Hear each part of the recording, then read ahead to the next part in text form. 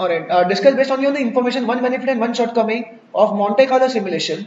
See, Monte Carlo simulation, what we have discussed in the class is that it takes a multi-period approach, whereas your mean variance optimization, the mean variance portfolio optimization is single period. It is not that the mean variance does not take into consideration tax.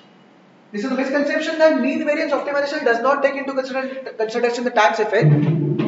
Monte Carlo is the only thing that considers tax. That's the wrong thing. Mean variance also takes into consideration tax, where on the horizontal axis instead of sigma we write sigma into 1 minus t. If it is a taxable account, if it's a tax deferred or a tax exempt account, then we don't change sigma. We write sigma की जगह sigma only.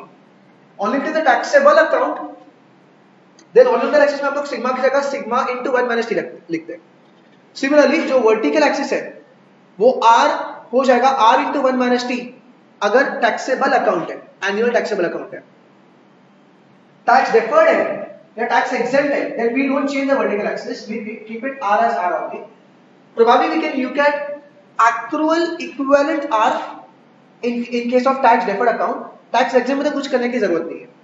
So it's not that the tax effects are ignored by the mean variance optimizer. In fact, we had discussed a diagram separately कि हमने discuss किया था कि mean variance optimization कैसे change करते हैं अगर टैक्स है तो.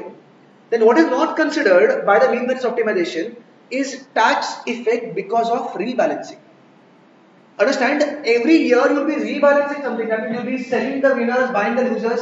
इसके वजह से जो tax effect होगा वो consider नहीं किया है क्योंकि mean variance is a single period framework.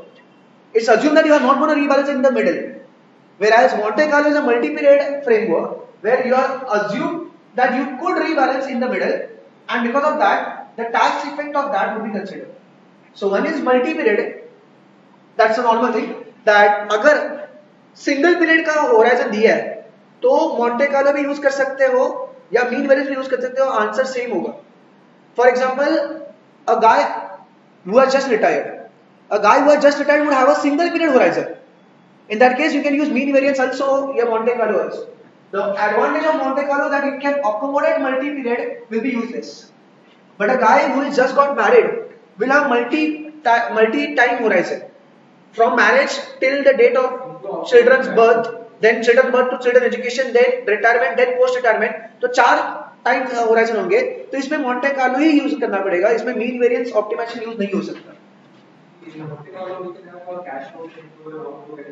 हाँ, that is rebalancing. So the rebalancing part where you can consider cash inflows, cash outflows in the middle can be accommodated by only Monte Carlo. So the rebalancing, if there is a rebalancing requirement, then answer will be Monte Carlo.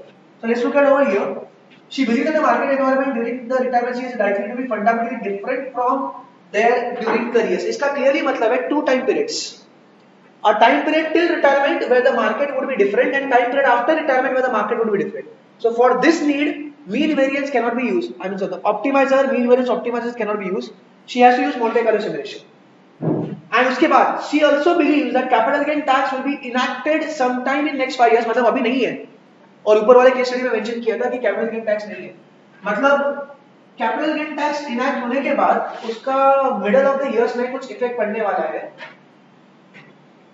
And तीसरा point which they have mentioned that she is going to change the asset allocation and she wants to know what is the effect of that on the retirement goals. That means you cannot have one period horizon because she is thinking about changing the asset allocation between. Changing the asset allocation can be accommodated only by Monte Carlo, not by mean variance. So these are the points that you can write. So number 1 point, she believes that you don't have to write. So you can simply write because of the different market environment estimated at different periods of time. You need multi-period framework. That's Monte Carlo. Second, you can write because she wants to change the asset allocation. This has to be done via Monte Carlo because it's not accommodated via mean variance optimizer. मेरे ख्याल से 4 mark easy थे क्योंकि ये हाँ, so I'm saying so मैंने 2 benefit बोले तो एक बेनिफिट लिखना था कोई भी इसमें से.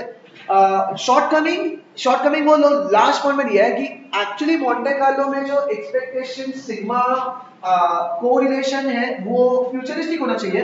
उसने पास्ट 30 इयर्स का डेटा लिखा हुआ है. So that's the only drawback. Otherwise अगर कुछ भी ड्रॉबैक नहीं मिला, you can write DIGO, garbage in garbage out. That if the inputs were garbage if you have mentioned that, see, in that case you may not get full marks because you have a specific data that the forecast is made based on the history, which may not be a proper forecast. It should be futuristic forecast. अगर ये नहीं था, then you could have written garbage in, garbage out.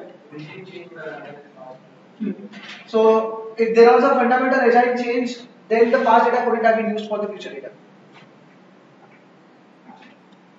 On the conservative basis, I'll say 2 marks over here. Benefit तो quickly याद होगा. I think drawback garbage in garbage out he clear होगा, but वो data last में है तो इसलिए शायद मिल सकता है.